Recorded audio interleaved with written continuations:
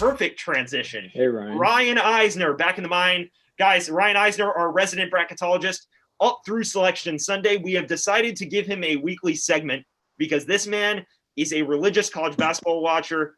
I watch a lot. This man outpaces me by a country mile. Ryan, how are you doing tonight? Welcome back to the Gold Mine. I'm pretty good. I wouldn't say I outpace you by a country mile, Mr. Sounded good on a D1 basketball broadcast this afternoon. Ryan, it's okay. I would say you outpace him by a country mile. Okay. That's fair enough. I actually had to change things 5 minutes ago because St. Louis decided not to show up tonight. So yeah, they're getting blown out. I think so. Actually, you know what? I wanna just jump you right into that because this is obviously happening in front of our eyes right now. St. Louis is already on the bubble. I don't even know if you had them in to begin with, but what does this do to them?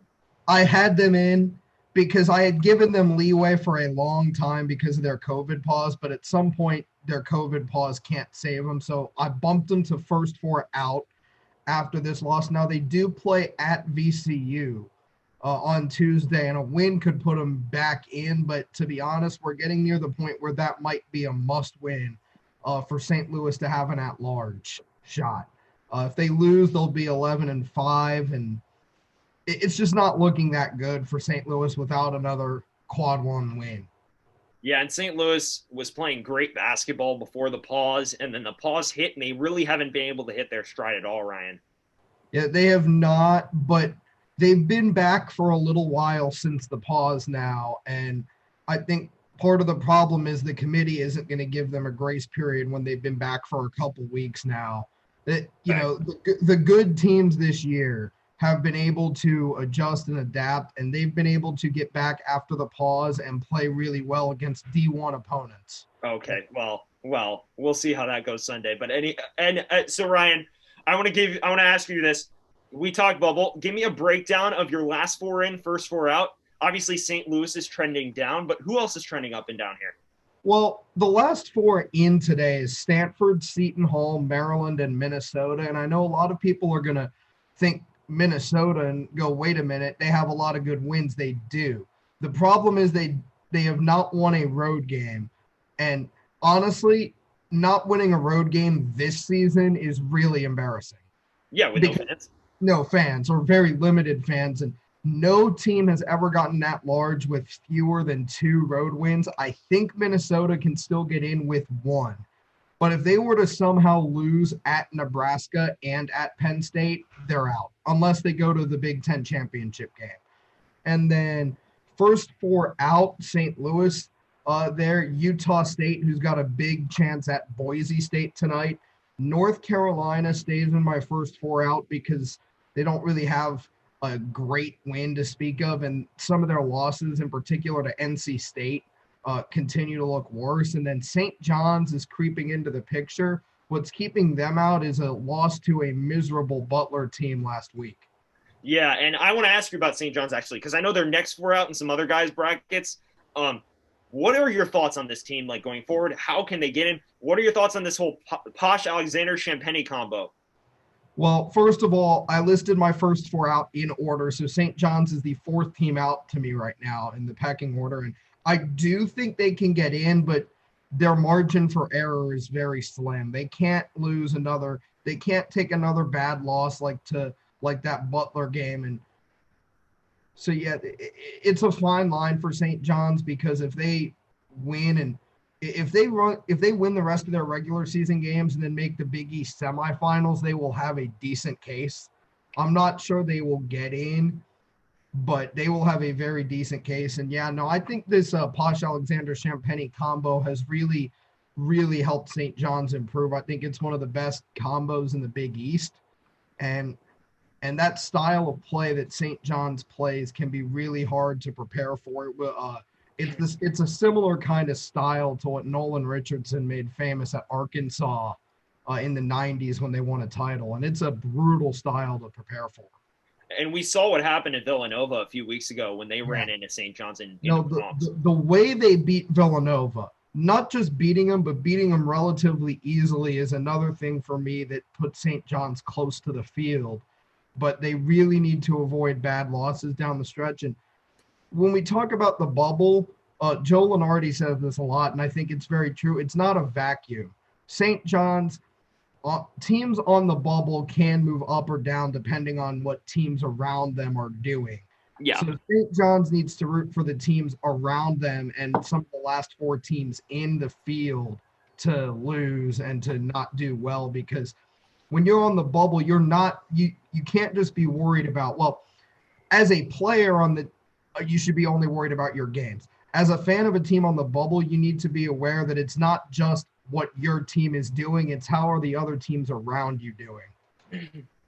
Yeah, excellent point. And speaking of the bubble, this year, and I saw Lenardi say this, or you might have actually said this on Twitter, the big thing about the bubble this year is there's a lot of mid-majors, and they're not getting cannibalized by Power 5 schools. They're cannibalizing each other. You have teams like Utah State, Colorado State, VCU, St. Louis. Obviously, St. Louis now trending downwards. I just want to specify that because, I'm not a huge SLU guy.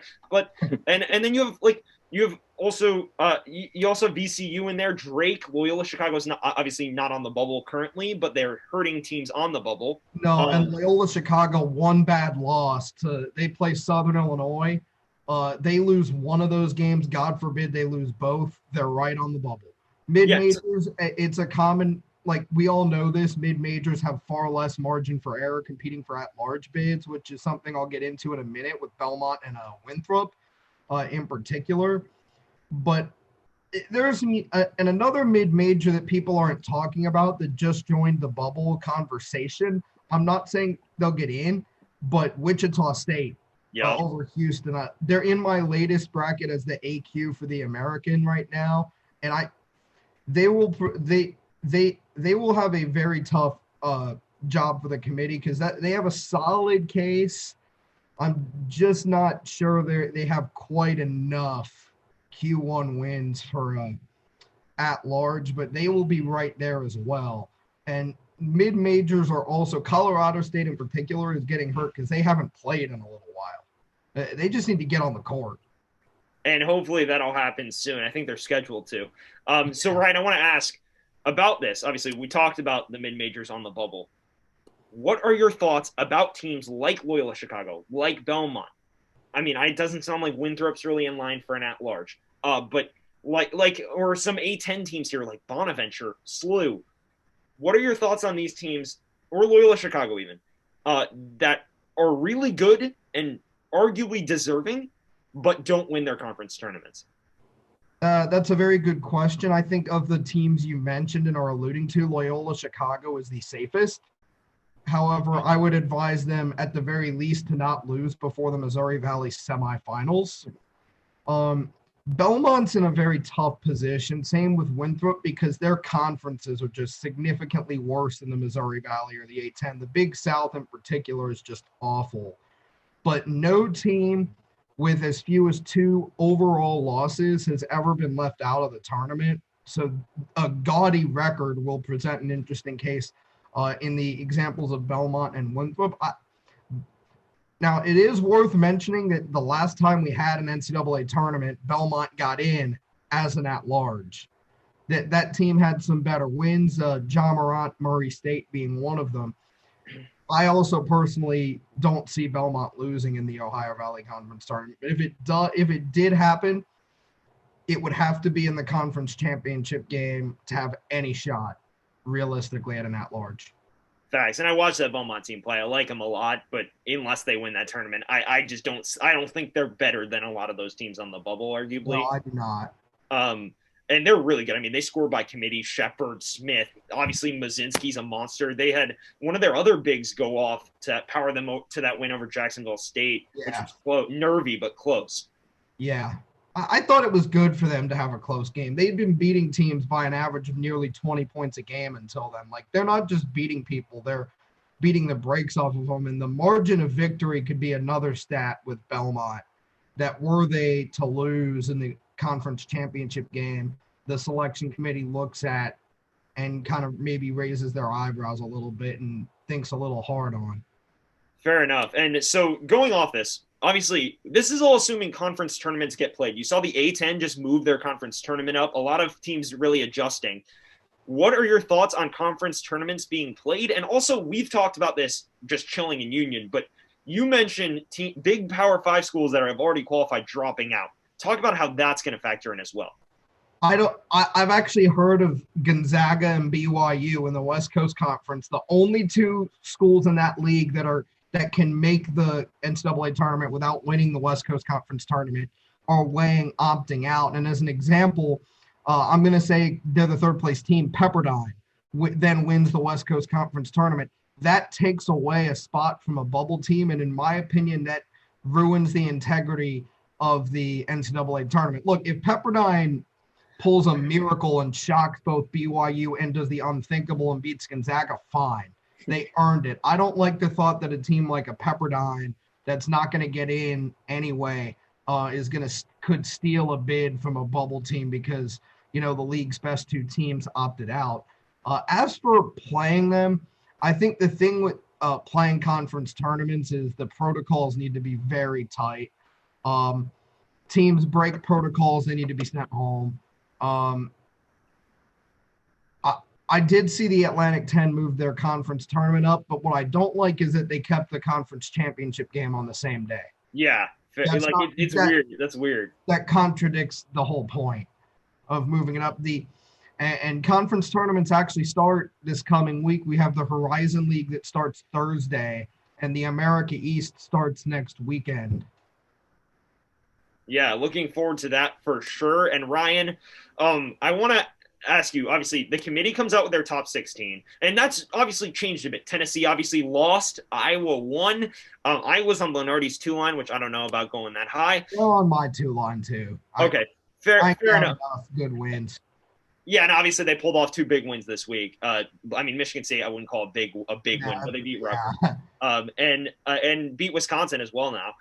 So, Ryan, what are your top 2 seed lines? What are your reactions to, in a vacuum? So pretend it's last weekend and you're reacting to those. What were your reactions at the time? And then what is your 1 and 2 line now? The only thing I was really surprised about was Oklahoma as a 3. I was a little bit surprised that teams like Florida State and USC were left out, but Florida State, I think, is now in after their win over Virginia on Monday. USC, I have now in.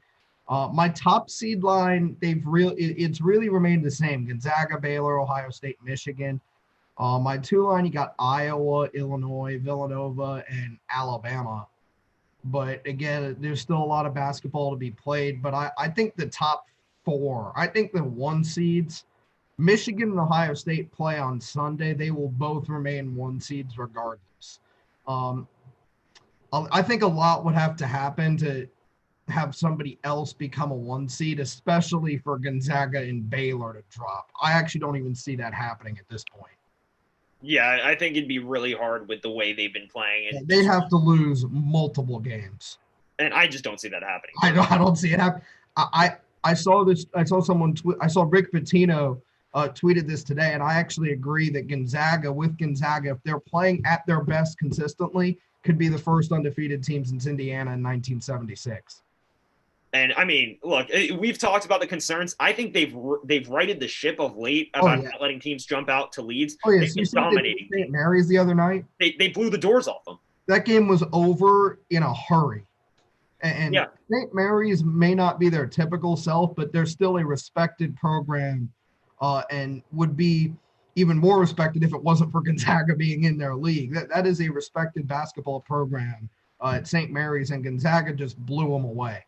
Yeah, it wasn't competitive. And Gonzaga led by as many as 38. That's brutal.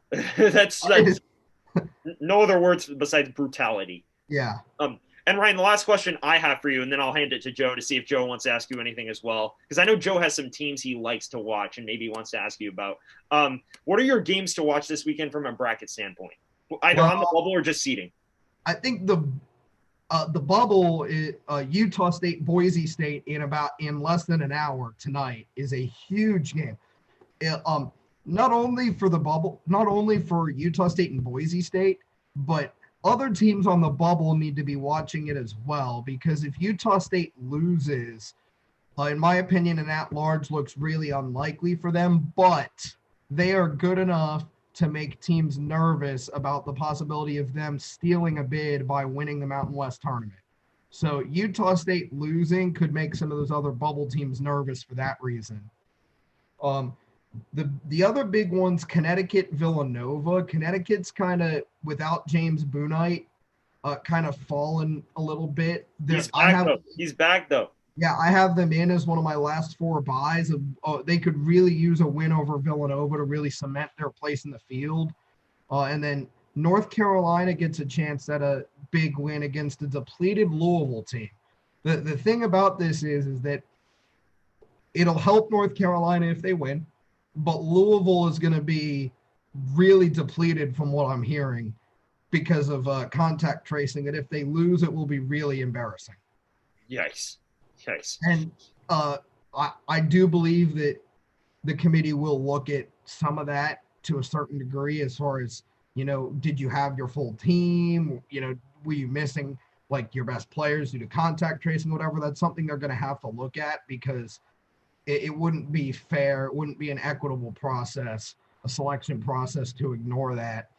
And then the last one that I wanted to spotlight is on Sunday. Between Davidson and St. Bonaventure in Olean.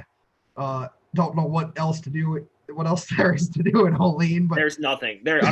From a manager of the team. I have multiple friends who have traveled there. There's nothing to do in Olean. Yeah, I think that Davidson is now 2 games against St. Bonaventure coming up. The Atlantic 10 recently announced some rescheduled games. St. Bonaventure will come down to Davidson later next week. And then Davidson also has VCU. Davidson wins all 3. That's 3 quad 1 wins. That would be enough to put them into the bubble conversation. I don't think they get in, because that loss to Charlotte is really, really bad. That's true. A 3-0 stretch for Davidson this week definitely gets them into the bubble conversation. Right now, they're in what Joe Lenardi has called the bubble of the bubble. They're close to being in the conversation, but they need another couple wins to push them into being a real at-large possibility. I got a question. Now, I myself and plenty of basketball fans are getting ready for the bracket challenges that come with March Madness. It's an annual ritual.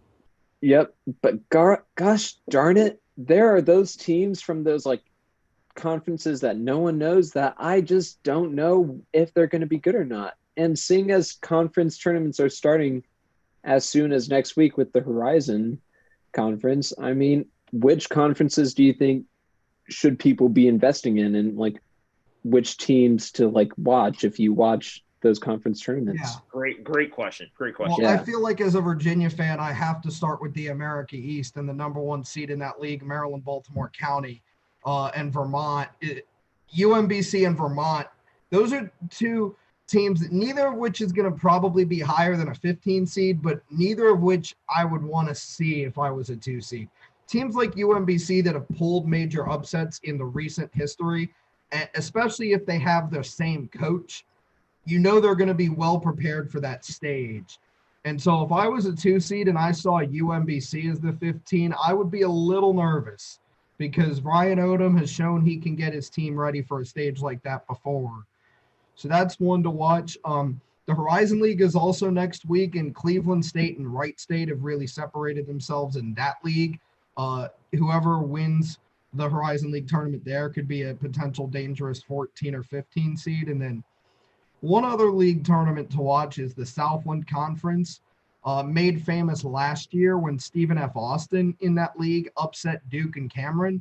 Yep. This year, Abilene Christian and Sam Houston State are both at the top of the league. Abilene Christian played Texas Tech very tough in Lubbock earlier this year. And, when you have a team that has played highly rated teams close, they're going to be confident. They know they can do it. They know they're right there. And Abilene Christian could be a tough out for as a potential 14 seed. And then another team that just thought of that's played a lot of big conference teams close this year is Eastern Washington out of the Big Sky. Interesting points. I've actually seen one of their games. I mean, never actually thought of watching more, but Yeah, Big Sky games are not exactly easy to come by. I mean, I don't even know what. Yeah. They're not exactly televised either. No, they're not. They're on some random streaming service that I'm not paying for, but at least it isn't Flow Sports Colonial Athletic Association. All right, Ryan, is there anything else you want to add? Any key takeaways from your latest bracket that we should know? Key takeaways, I would say, I think I hit on the big one with, especially as regards to the Atlantic 10. St. Louis needs to win on Tuesday. Yeah. They got on. Ike already hit on most of the key takeaways. Hey, y'all. Thank you, everyone, for watching. If you want to see our last video, click here. If you want to see our next video, click here. And if you want to subscribe, click on my face.